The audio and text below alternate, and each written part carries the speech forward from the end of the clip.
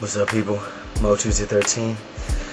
I just infiltrated the Arkman Technologies. I'm in one of their back rooms, and I don't think I'm gonna make it out of here. So I'm gonna have to guys give you the info on Alma and Project Origin before it's all over.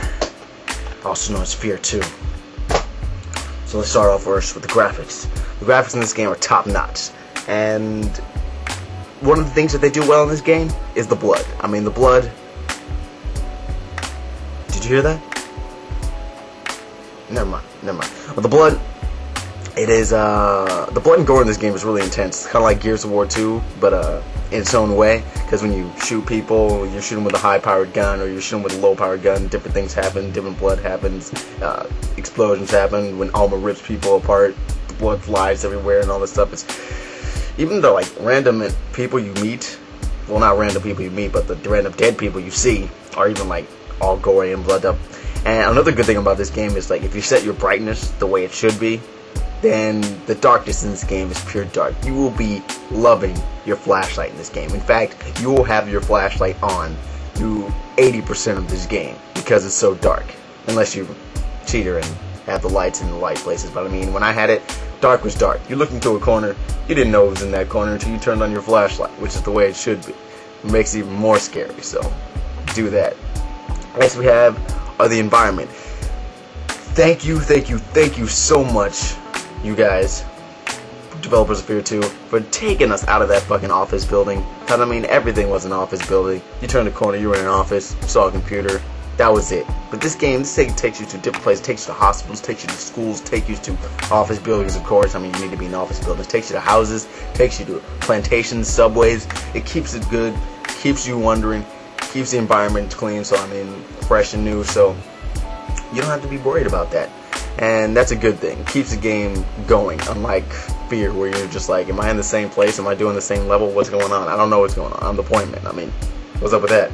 Next we have the controls. Now the controls are a little bit different from F.E.A.R, and I find that pushing R3 for crouch is a little random, but I guess because you're using all the other buttons, it makes sense. And it has a sprint for the L3, so that couldn't be crouch.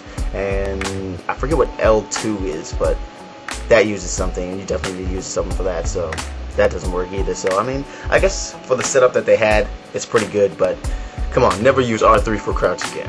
I really don't care. And yeah, I mean, pretty much the controls are pretty sound. I mean, they're pretty much like every other shooter, except for different tweaks that makes it its own. So enjoy that. Going into freezing style mode, time slowing down mode, which is so much better than the first one. Let's get into that. Let's get into the gameplay. The gameplay for this game is excellent. It's the reason why you play this game. It's got darkness, it's got scariness, it's got action, it's got suspense, it's got everything you would need in a first-person shooter. It's excellent. That's what I have to say. I mean, the gameplay for this game, I mean, you have scenes of action where you're running in, shooting out those, what you call it, I don't know what those are. I forget what they're called. But those people, you know, that keep coming you in waves that don't stop. Replicas, that's what they're called. The replicas. And she's just controlling them, setting them after you, getting tapped by the other people who are trying to kill you. That's part of the team that's like, oh, okay, we'll get into the story about that. But yeah, just hell of enemies coming at you. You're definitely going to need your reflexes, because it's almost impossible to fight off these people without your reflexes. And if you're running low, you better find some cover and defend, because you probably won't survive. These guys are smart, these guys are fast, and they will throw grenades at you. I can't tell you how many times I've seen a grenade just come over my cover, and I'm just like, are you serious? Come on. You guys just saw me. Why are you guys throwing a grenade? Seriously. But, yeah, the controls are great. I love it. And now let's get down to the story. The story consists of you're Michael Beckett, and you've got some good military training, and you've got some good mental capacity. You know, your head's straight, you understand things, you don't understand things, it's the way it goes. But after you get put into that chamber and you start getting the ability to sense psychokinetic powers and all that stuff, that's when your life goes to hell, because Alma starts seeing you, you start seeing Alma, and from there it's just a roller coaster ride to hell, because she will not leave you alone, ever.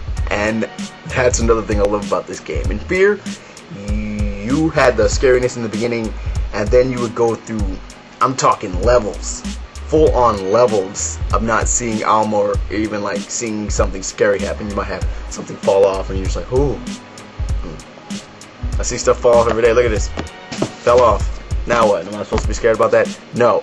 I want to see Alma come through a bookshelf, knocking everything away, trying to grab me, trying to absorb me on several occasions.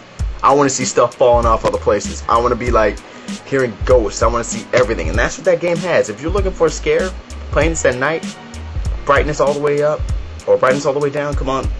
You'll be having so much fun with that game.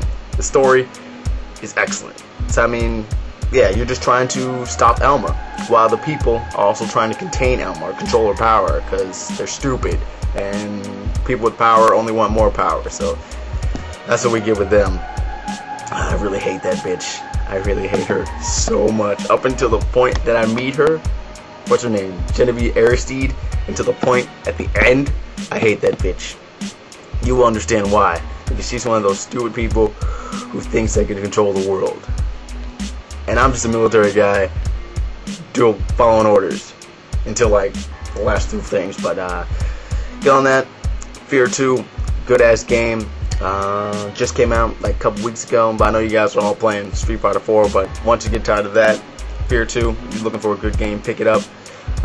For 360 and Xbox, for 360, PS3, and the PC. So yeah, I would give it a definitely a 9. There were some things that they could build up upon, like actual cover, because I mean I really didn't need to flip cover because there was always walls around me. But yeah, if they made it more interactive, just a little bit more, it would be great. And there's another thing that I didn't like. A little more scares too. I mean, it had a lot of scares, but there could have been more. There could always be more. If you're basing a game off of scariness, then there always could be more. So yeah, that's me with the F.E.A.R 2. Give it a 9. Hit it up. Hit me up. Look forward to more of me. I definitely look forward to more of you guys. Peace. Wait a minute. What the hell is that? Oh no. No. She found me. I gotta get out.